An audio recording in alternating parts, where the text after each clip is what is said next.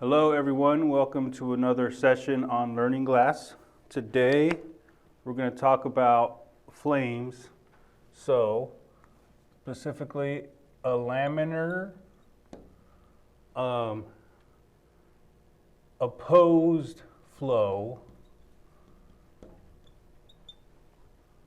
diffusion flame. So these are a flame where the fuel and air come from different directions.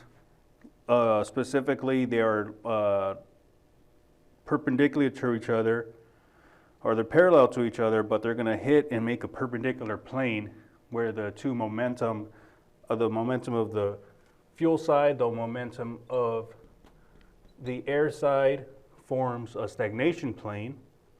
And we're going to use math tricks developed by von Karman himself 100 years ago, but more formally introduced into Chemkin codes by Bob Key. So the key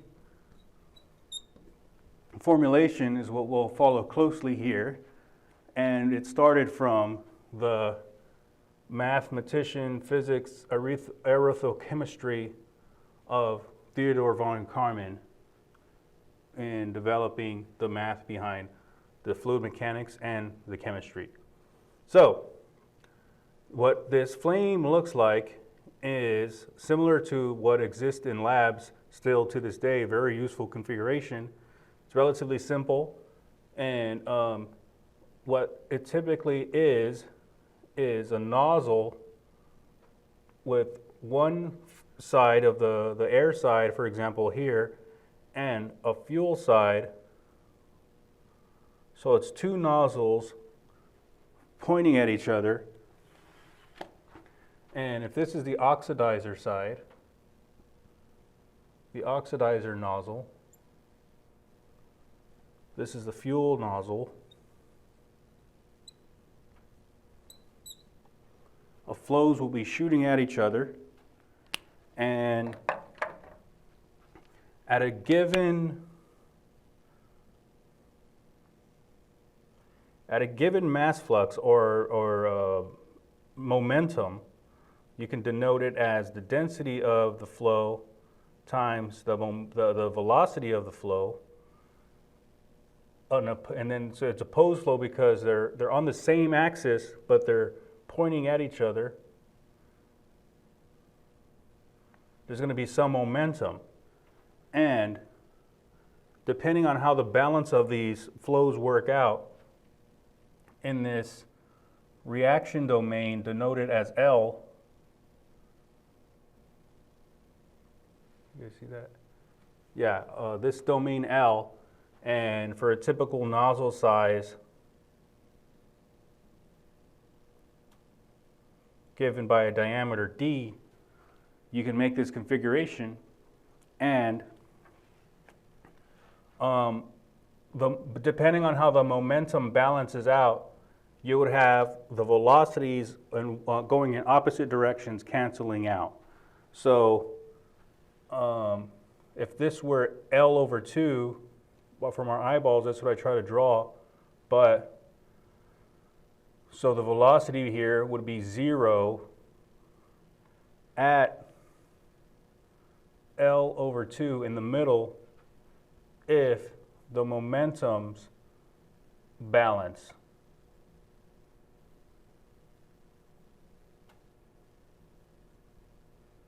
So that's one thing about this flow.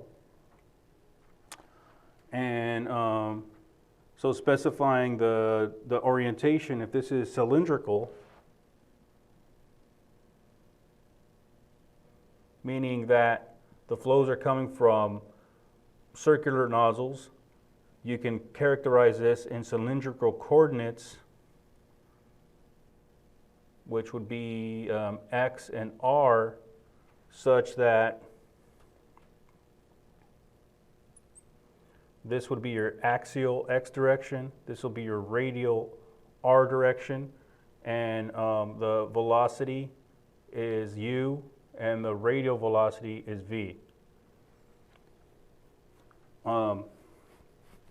And the if it's cylindrical, if these are circular nozzles, it's not going to be a perfect cylinder coming out, but you can still just consider it to be symmetrical. So more specifically, it's called axisymmetric, which means that 2D describes accurately the 3D domain. So all you need is X and R to account for this whole three-dimensional volume in space because it's symmetrical all around. So if you can just define one plane somewhere in this cylinder, you will be able to describe everything because it doesn't matter what the angle of that plane is. It's all the same. And specifically, also, when you balance everything out, it's going to be a steady state problem.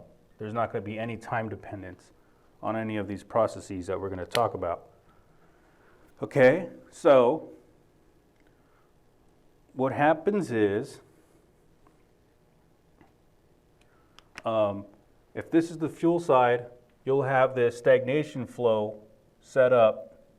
So there'll be some jet coming this direction, but the streamlines are going to look like a stagnation flow because if the momentums balance out, the velocity, convective velocity is going to be zero at some point in the domain. If they're perfectly balanced, they'll be in the middle. And what's going to be set up is a stagnation flow that looks like this, where the streamlines, instead of going through this wall of stagnation flow, it's going to diverge around the plane. So both flows will diverge just like if it's a wall, and that this position of the stagnation depends on the balance of the momentums. And another thing that, and then specifically what's going to happen is the fuel and the oxidizer will react to form a flame.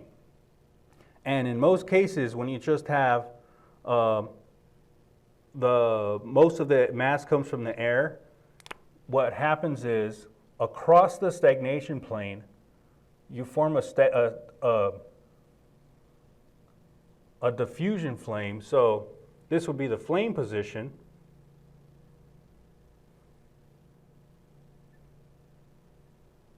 So what happens there is that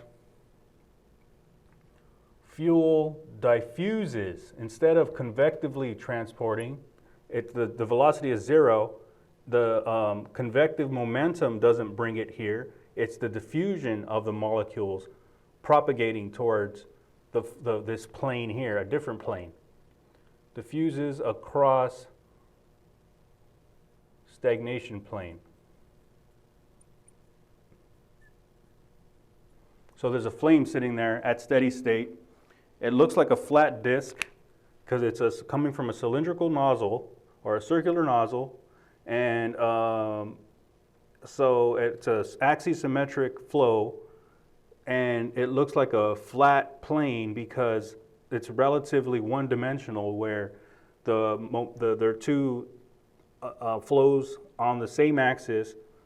They form a stagnation flow, and the velocity here, as we know from stagnation flow analysis that we may have done in fluid mechanics, that you have this flow divergence where the center line might go straight into the wall, but depending on the radius, you have this divergence. So it's a flow field that's two-dimensional, has an axial dependence and a radial dependence, but the flame itself occurs as pretty much a one-dimensional disk, as we'll talk about. So, okay. So what we're going to do is we're going to solve this 2D axisymmetric domain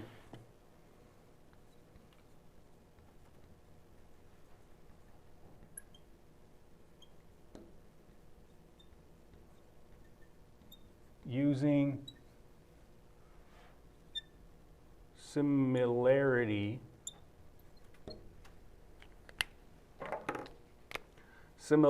analysis to collapse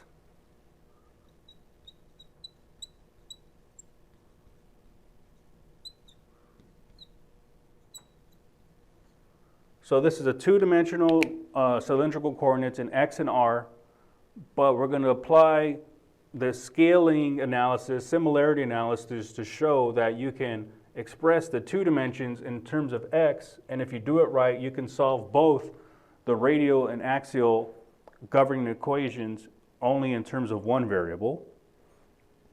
And that was developed by von Karman, one of the fathers of modern aerodynamics. So von Karman, brilliant scientist who went to Caltech at some point. He made this formulation where for domains in which the diameter of your nozzles is much greater than the distance between the nozzles, you can assume that the velocity, the radial velocity,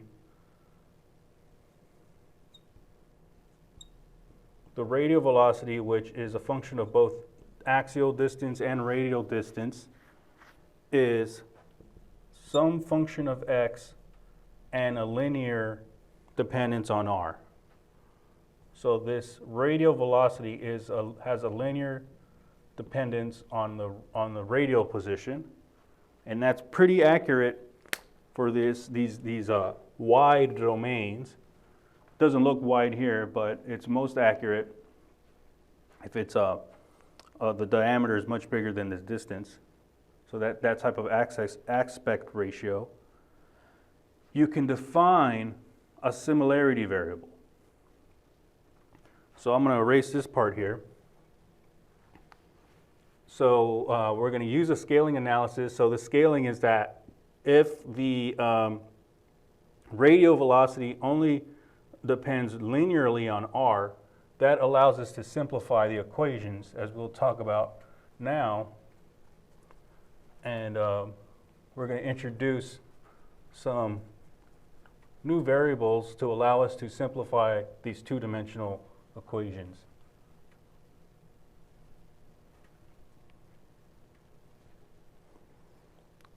So specifically, we're going to define the similarity variable g of x. So it's some function of x only, and it's related to r. So it's allowing us to express the radial velocity in terms of x only by using this linear assumption. So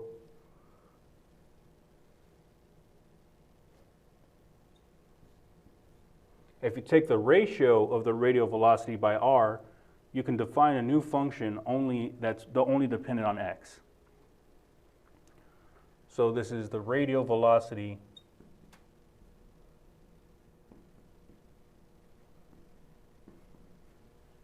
So that's the similarity. That's basically the similarity analysis that we're going to do. And so now we're going to apply it to the governing equations, which are conservation of mass, conservation of momentum, and all the other ones. And specifically, the conservation of mass is one equation that we can do generally for all directions in our domain. So, and then for the conservation of momentum, typically we write out a number of equations for each dimension we are analyzing. So we're just talking about a two-dimensional axisymmetric domain. So we need the conservation of momentum in the axial direction, conservation of momentum in the radial direction. So let's start with the conservation of mass. So the 2D, the steady state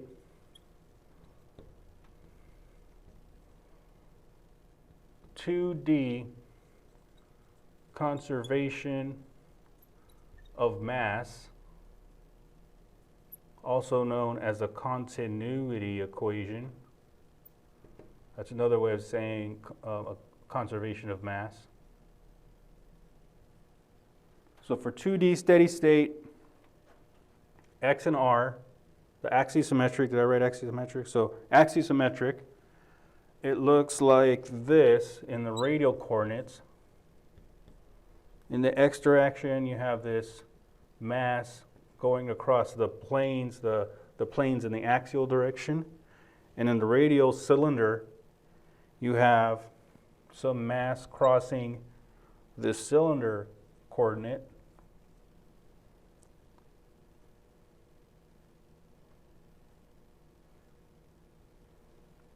At some radial velocity.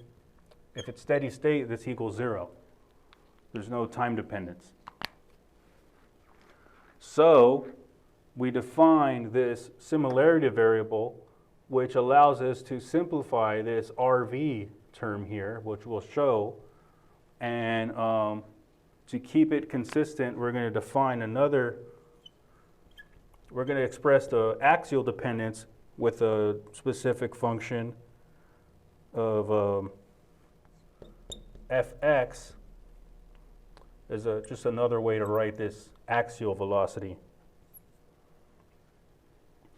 So fx has this axial velocity, g of x has this radial velocity, so if we were to plug in this v over r into here, plug in this u into here, we'll get the continuity in terms of this g function and x function. So that would be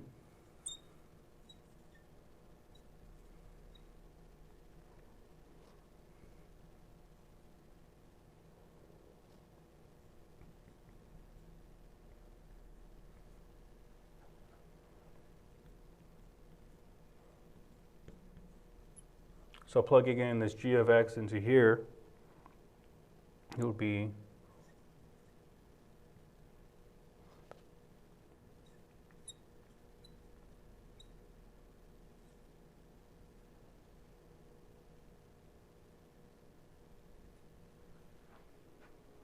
that's equal to 0.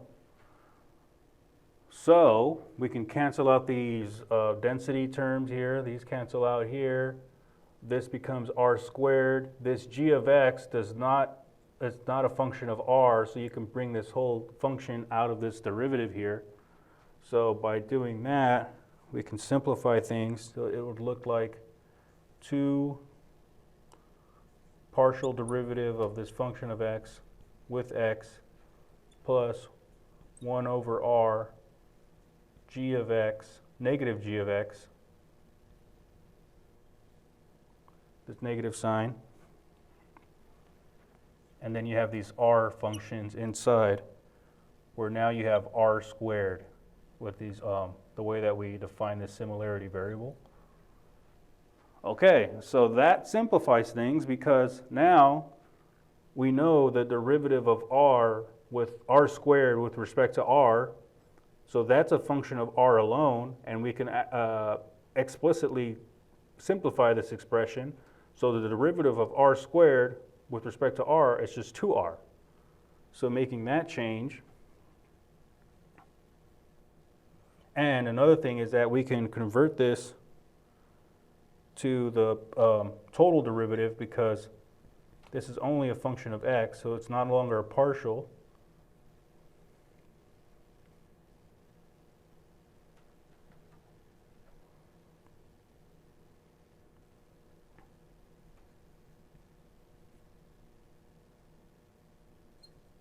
So that's the derivative of r squared.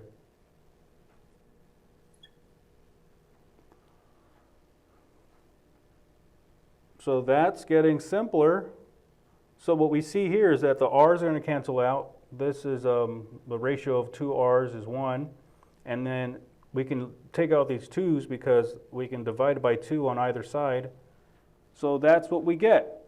The 2D conservation equations, by applying the similarity analysis, collapses this two-dimensional conservation equation into x only. So what we get is that the total derivative of this f function with x minus g of x equals 0. So what we did was, even though it's only a function of x, if we assume that the radial velocity is linear in r, we can still capture the radial velocity, but all we need to do to find the radial velocity is find this function of x, and then if we can find this function of x, we can find the radial velocity. So that's cool. That's what von Karman realized, and the specific nomenclature and specifics were developed by Key about 30 years ago. So that's good. So that's the 2D conservation of mass in this domain. All we needed to do is solve in the one direction of this domain. Okay? So, that, in terms of the momentum, we need to write conservation of momentum equations in the axial direction and the radial direction. So many times, if you have seen that these momentum equations are pretty intense in general, it depends on the convective momentum flow in both directions, where even if you're accounting for the momentum in one direction, it depends on the momentum flow in that direction, but it also has some cross flow terms where the momentum in this direction, you might have some effect of some interaction with the perpendicular direction. You have normal stresses, and then you have these other stresses like viscosity, which operate in the opposite direction. And then you might have buoyancy, depending if the gravity is important. So all of those matter, and it depends on the specifics of your problem. So in this case, we'll write the axial, which is x direction, momentum conservation.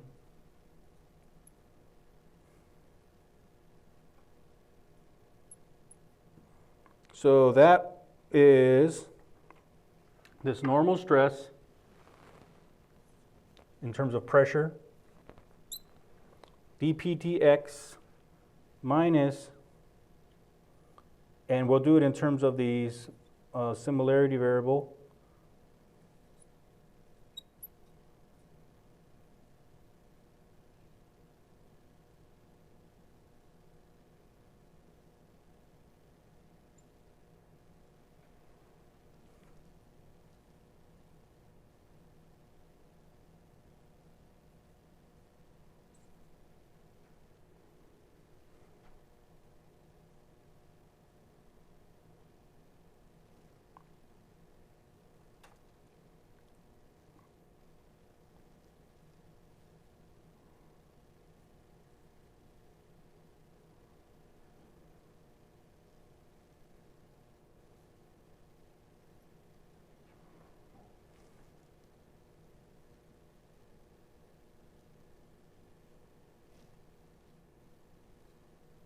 so this is steady state again. So this is the normal stress component, pressure drop.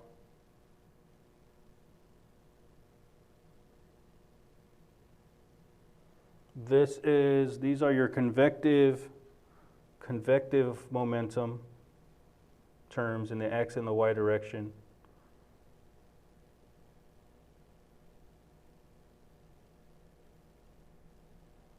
And this is your viscous contribution to the momentum.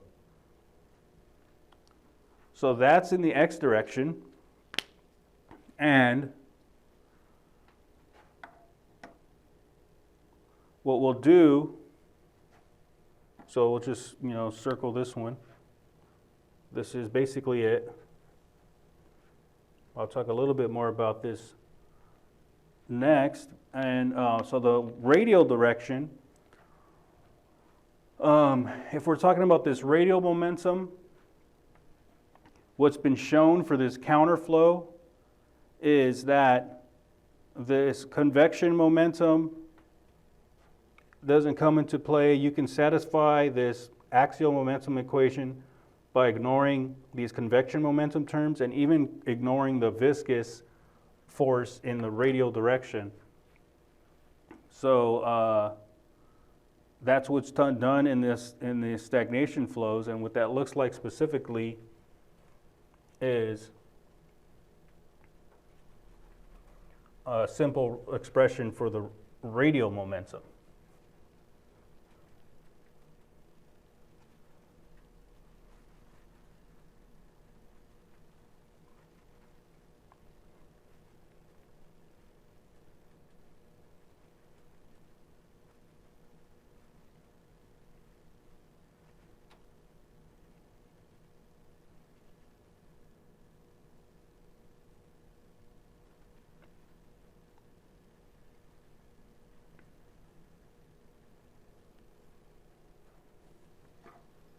So the radial momentum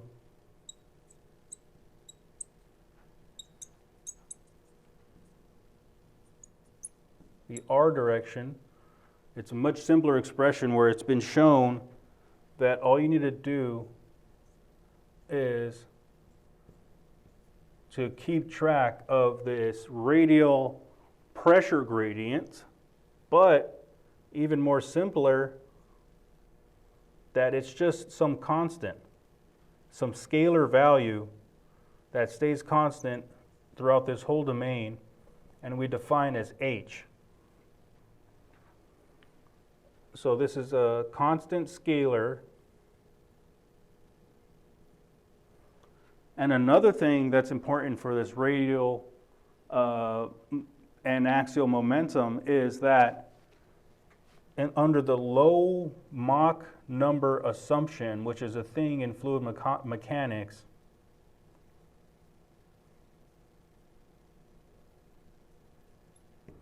low Mach number assumption, you can say that these pressure gradients are small, which is on the same order in both directions. That these are about the same, so that means you can simply say that these are a constant value that allows you to just find, instead of solving for the radial pressure gradient and the axial pressure gradient, so this is the radial pressure gradient, axial pressure gradient, instead of solving for those, you can make the assumption that they're small and the same constant value. So this is going to be one of the variables we're solving for, h. And that is this pressure term, and that is one of the variables that's going to be solved in this system of equations. Okay? So that's that. So what we're doing here is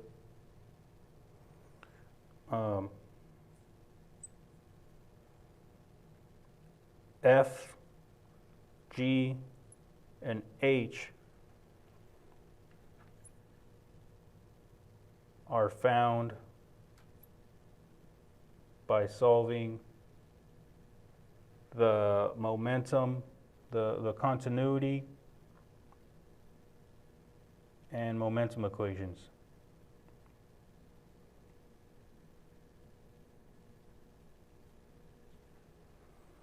So that's part of the problem. Okay. So this is a flame problem. What we're doing is we're creating this stagnation flow. Von Karman showed that you can collapse this two-dimensional axisymmetric domain into the x axial component and solve both directions at the same time using this similarity of analysis. And what that means is you're solving for F, G, and H by these three equations, this simple equation, this momentum equation, and the conservation of mass in this form.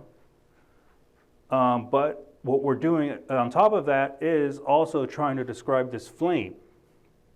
And what's happening in this flame is that you establish this stagnation plane where the velocity is zero. Both of the jets cancel out their momentums, and there's some divergence around this in 2 dimensions.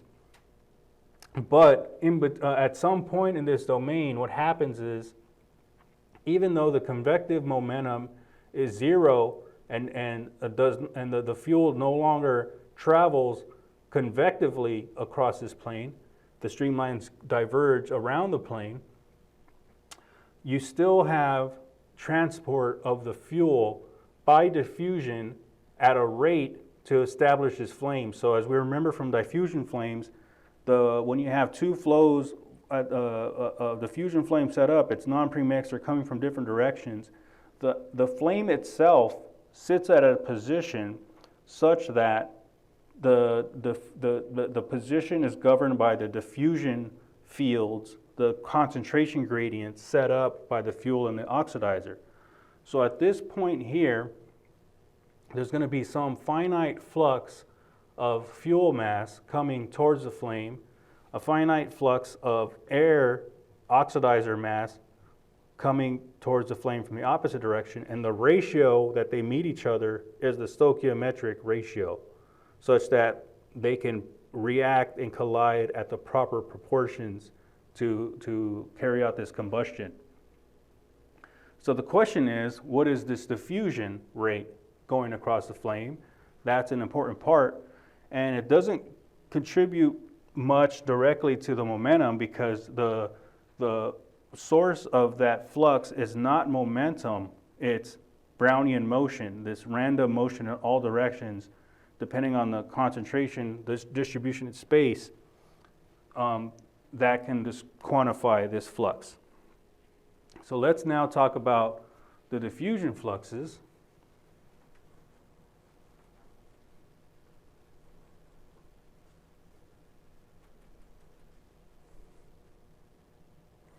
So keep in mind, this is both.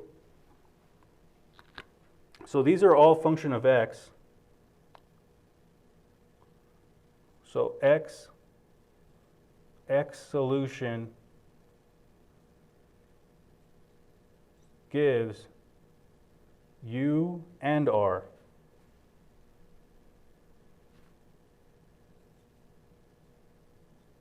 We're not saying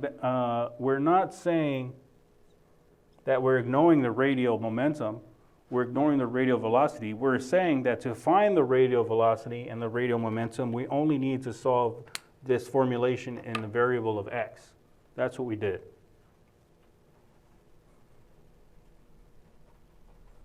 Okay, so now let's talk about this diffusion, because that's an important part of how this flame is set up. And the main analysis that we've done in class on momentum is for binary systems. So there's one molecule in a mixture with another molecule, and how do these diffuse among each other? That's the simplest case. That's good to learn from. But in these reacting flows, in flames especially, there's many different molecules, many different chemical species that are in the mixture. So how do you describe a diffusion process when you have a mixture of many different molecules? What is the diffusivity? It's not a binary diffusivity anymore. Well, the answer is going to get very involved, and it can get very intense in terms of the what you have to keep track of.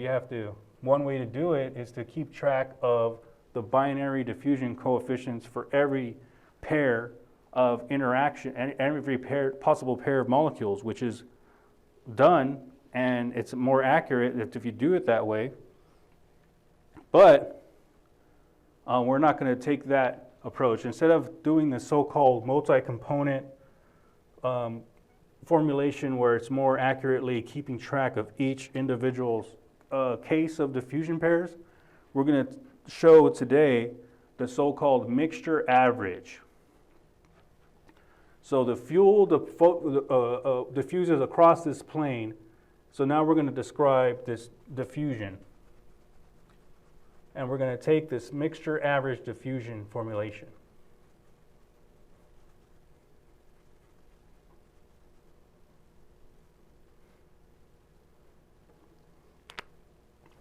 So what is the mixture averaged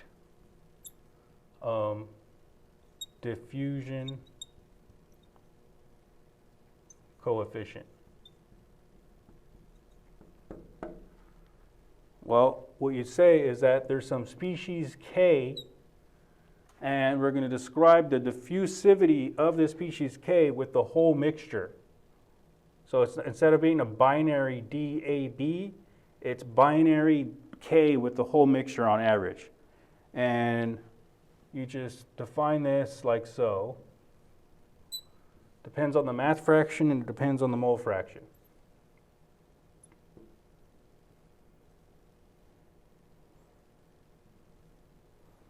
So what you do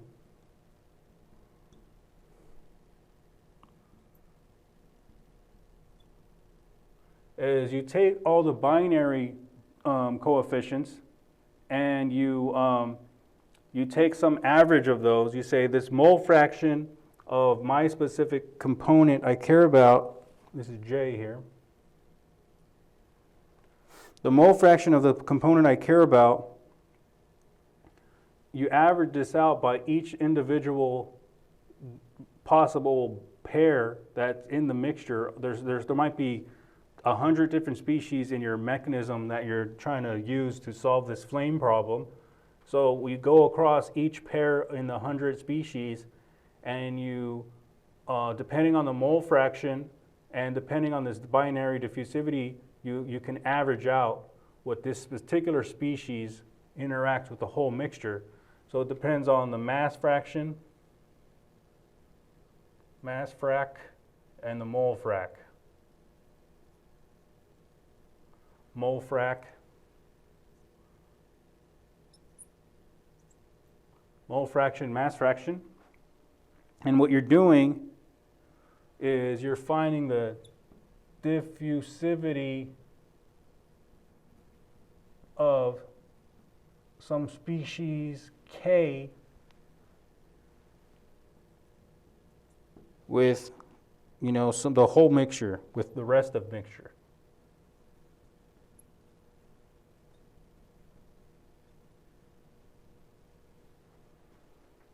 So you still have to find these pairwise interactions, but it's a little bit simpler than explicitly putting them into this conservation equation, each pair. What you do first is you define some average behavior. So there's going to be 100, if you have a species, 100 species in your mechanism, there's going to be 100 mixture diffusivities, but it's not going to be 100 or pairs, each pair. So that's one step that we do. Then we define the diffusion velocity.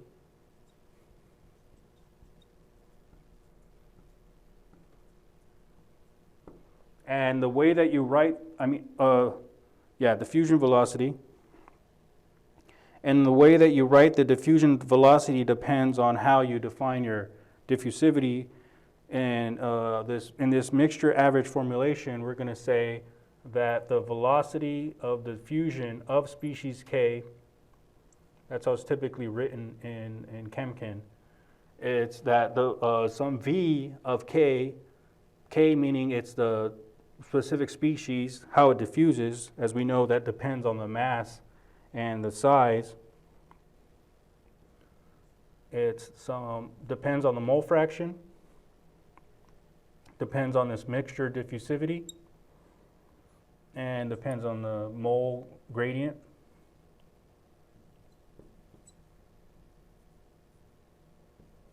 And we haven't talked about it in class, but there's another type of diffusion that depends on the temperature gradient, which, if we're talking about flames, it can be a pretty intense temperature gradient.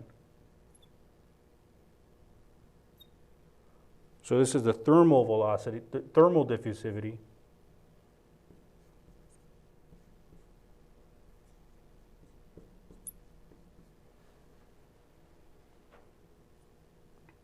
We haven't talked about it in class, but there's something called thermal diffusion. Because the root of this is that if we're talking about collisions, we know that these collisions can result in some net migration in space depending on the gradient in space. If there's more molecules here than here, eventually the collisions will result in a spreading out of the molecules in space, and that speed is proportional to the concentration gradient. Similarly, if you have a temperature gradient, that's a distribution of energy, so there'd be more collisions of the hot molecules because they're moving faster than collisions of the cold molecules because they're moving slower. And what happens is if you have a molecule, depending on the size of your molecule, you're going to have a net force. So if you're a small molecule, you'll have a net force towards the hot. If you're a large molecule, you'll have a net force towards the cold because of differential in collisions depending on the side. So that's the root of this thermal diffusion. And that's important in flames. For small molecules and large molecules, you'll have some net transport towards the hot or cold side. Okay, so that's the diffusion behavior of our diffusion flame. Okay, we'll keep these equations here. Well, I'll write this here. So that's the diffusion velocity. This is continuity. Write this again over here.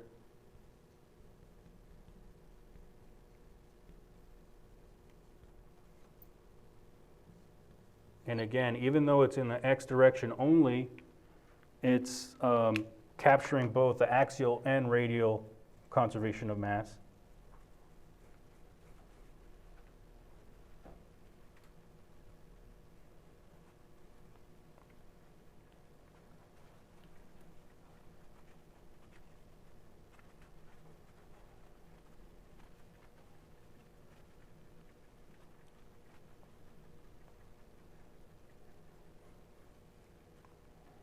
Okay, so if we're solving this problem, we want to keep track of the consumption of fuel, we want to keep track of the consumption of oxygen, we want to keep track of the production of CO2, and so forth, because that all helps us to solve this flame structure and characterize the behavior of this flame. We need to keep track of the species conservation.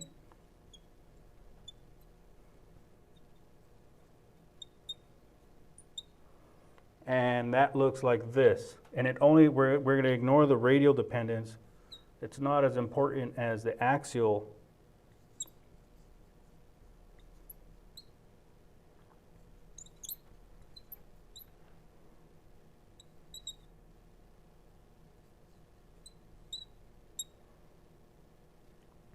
So this is the diffusivity part here.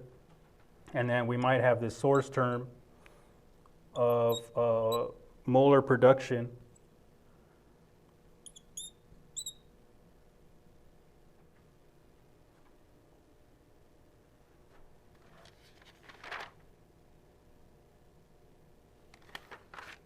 So this is the molar production rate.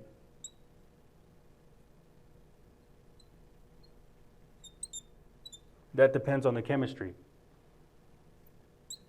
So there might be chemical reactions going on that might consume or produce, and this equals 0. I should have.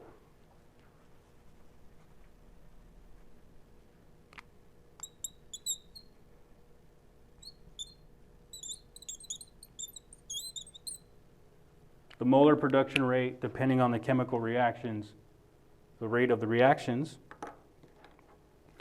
So then energy conservation is important because sometimes you might be able to measure the temperature and be able to specify for this temperature and each position. You can solve these equations if you know the temperature. And but if you don't know the temperature, you can balance all the energy fluxes and write this conservation of energy equation to find the temperature. And the form that we use in this opposed flow formulation looks like this.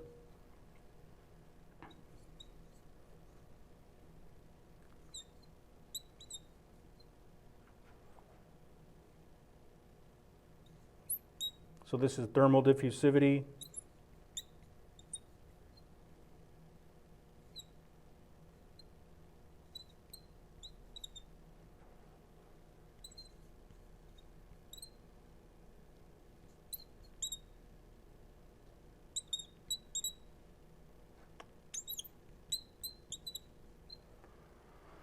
So you might have flux due to convection, you might have flux due to conduction, you might have flux due to diffusion, thermal diffusivity, and then you have a source term.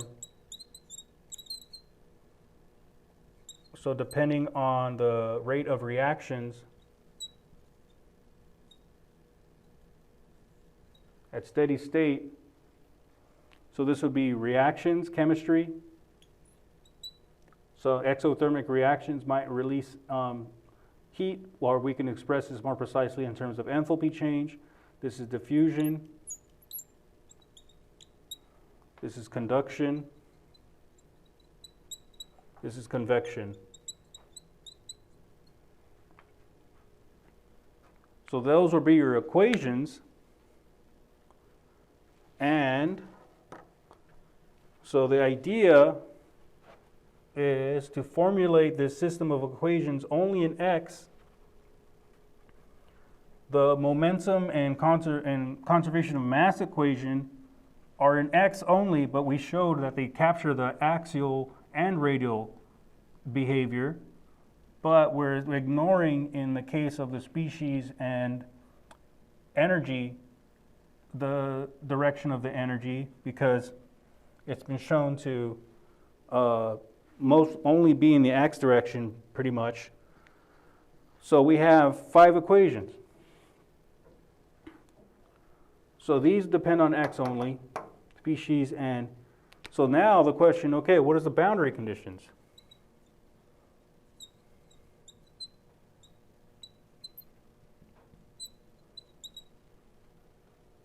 So they're pretty much symmetrical in this case, that at the fuel boundary, X equals 0, and at the oxidizer boundary, that position is by convention X equals L. And their boundary conditions are pretty much mirrored. It's just that this F at the boundary, I'll just write for the fuel, at X equals 0 equals rho U over 2. You know this given flux, you can measure the flow coming in. That's what you're assuming. And that there's no radial velocity. And you can measure the temperature. So the temperature at X equals 0 equals some T fuel temperature that you know. That helps with the energy equation. And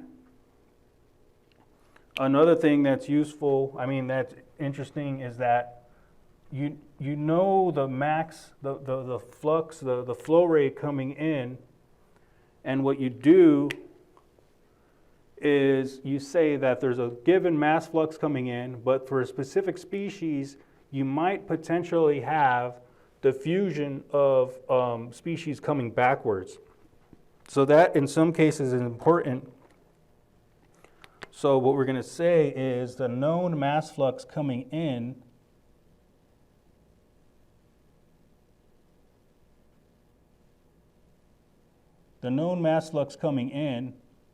is balanced by some convective transport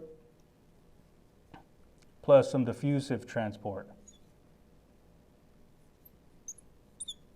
This is diffusive. So this allows for back diffusion.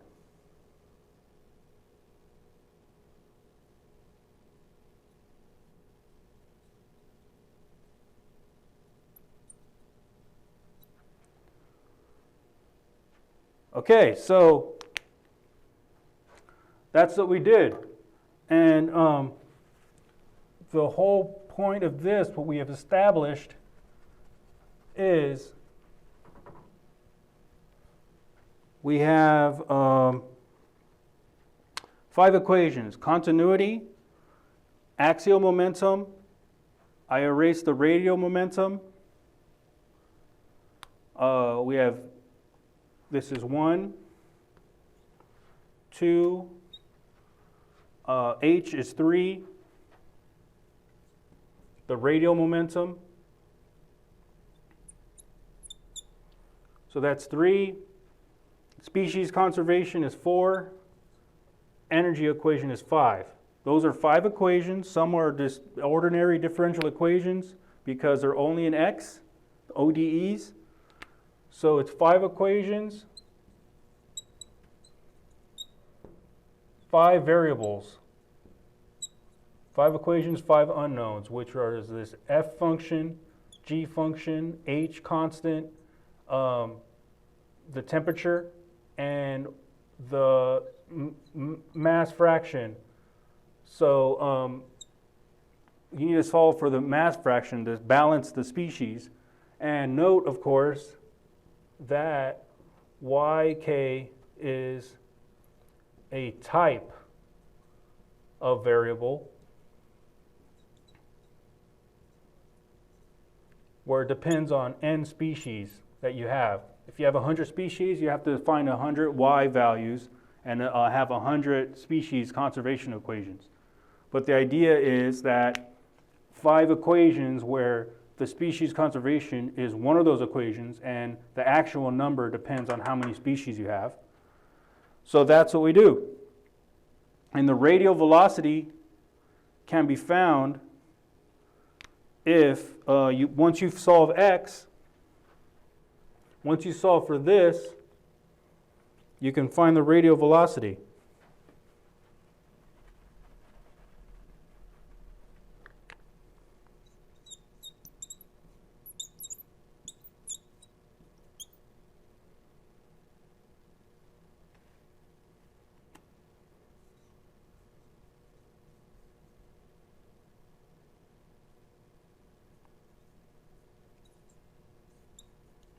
So you find this g function for each position in space, and then the radial velocity somewhere in the depends on where you are. If you're in the center line, r equals 0, there's no radial velocity. If you're somewhere here, close to the core of the center line, you multiply by the position you are in this g function. That's how you find the radial velocity. And of course,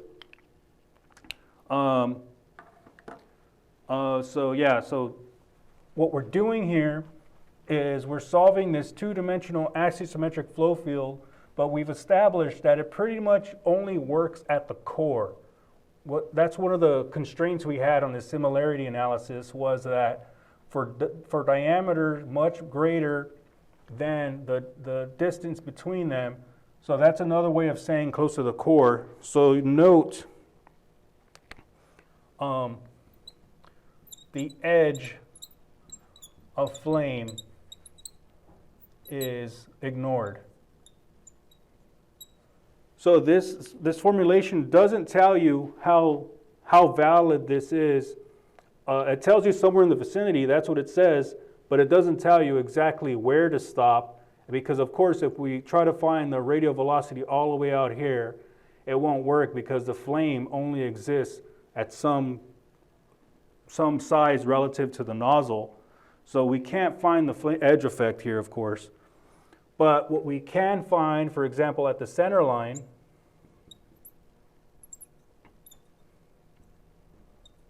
what you typically would see is that the temperature at x equals 0 and L, you would see some profile where the temperature might be some T naught, T few or TL. Let's say the fuel is colder, the oxidizer is hot. They'll eventually form this somewhere in the middle, some peak temperature where the flame is the hottest location. And the velocity is kind of interesting because it can be a plus. The orientation is such that positive might be going up, negative might be going down, and that's what we're having. We're having opposing flows. So one is negative, one is positive, and 0 is where the stagnation plane is. So let's say the stagnation plane is somewhere here, and L. you would see that from the fuel side, you have this positive velocity, but then it eventually stagnates through the stagnation flow. But then there's going to be some finite hump where the velocity changes because of the flame. So, but this is the stagnation plane here. Okay, so that's all. What we did was we solved this governing equations for this diffusion flow using the similarity analysis discovered by von Karman. Look him up, he's pretty cool, interesting giant of our field and contributions to the human race. And Keyes, another one too, he helped us to organize all of this nice theory and put it into computer codes that we can use to as tools to get these relatively easily now that they set all this up for us and solve these problems. Okay, thank you. See you guys next time.